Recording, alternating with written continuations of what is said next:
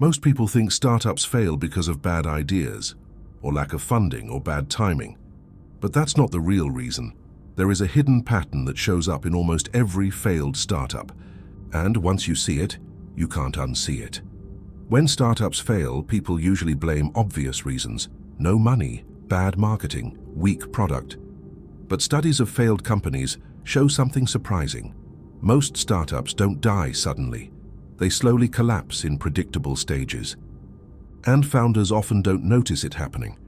The first stage is overconfidence. Founders believe their idea is stronger than the market itself. Then comes expansion too early, hiring too fast, spending too fast, growing before understanding the core product.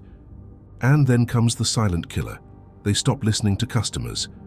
At this stage, the startup looks successful on the outside: funding, headlines, growth charts. But internally, something is breaking. Customers are not fully satisfied. Retention drops. Product market fit slowly disappears. But instead of fixing it, founders often double down on scaling. On the surface, everything still looks fine. Revenue charts may still be growing. The team is still hiring. Investors are still optimistic. But internally, the connection to reality slowly starts to break. Because founders begin relying more on internal data than real customer behavior. They look at dashboards instead of users. They look at reports instead of conversations. They look at growth metrics instead of satisfaction. And this shift is subtle, almost invisible at first. But it changes how decisions are made. Instead of asking, what do our customers actually need right now? They start asking, how do we hit targets? And the product slowly starts drifting away from the people it was built for. Customers don't always complain loudly when this happens. Most of the time, they simply stop engaging. They stop opening the app. They stop renewing subscriptions. They stop recommending the product. And the startup sees it too late, because the decline doesn't look like a crash. It looks like slow disappointment spreading over time. At some point, every startup reaches a moment where things start to feel different. Not suddenly, not like an explosion, more like a slow tightening pressure that nobody openly talks about. Growth begins to slow down. Marketing becomes more expensive. New customers are harder to convert, and existing users are not staying as long as before. Inside the company, the reaction is usually the same. People work harder, more meetings are scheduled, more strategies are tested, more features are added. But the real problem is not effort, it's direction. Because at this stage, the startup is no longer failing because of a single issue. It is failing because multiple small problems are stacking up. Costs stay high while efficiency drops.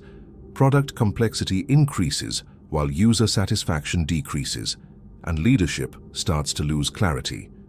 Investors begin to ask harder questions. What's driving retention? Why is growth flattening? Where is the real product advantage? And the answers become less certain. Because the truth is uncomfortable, the startup didn't suddenly break. It slowly drifted into instability. When you zoom out from all these cases, something becomes very clear. Startup failures rarely come from one dramatic mistake. Instead, they follow a sequence that repeats again and again. First, there is an idea that shows early promise. Then comes validation. After that, the focus slowly shifts from learning to scaling. And once scaling begins too early, the startup starts losing connection with users. Feedback becomes less direct. Decisions become more internal. Assumptions replace real-world signals. Every step feels logical in isolation. Hiring feels necessary. Expansion feels justified. New features feel important. But combined, they move the company away from its original strength. So the pattern is not random. It is structural. And the most dangerous part is this: each step feels like progress while it is actually increasing fragility. That is why so many founders only realize what happened after the failure is already complete. It never looked like collapse. It looked like normal business decisions. So the next time you hear about a startup failing, don't just focus on what went wrong at the end. The real insight is earlier.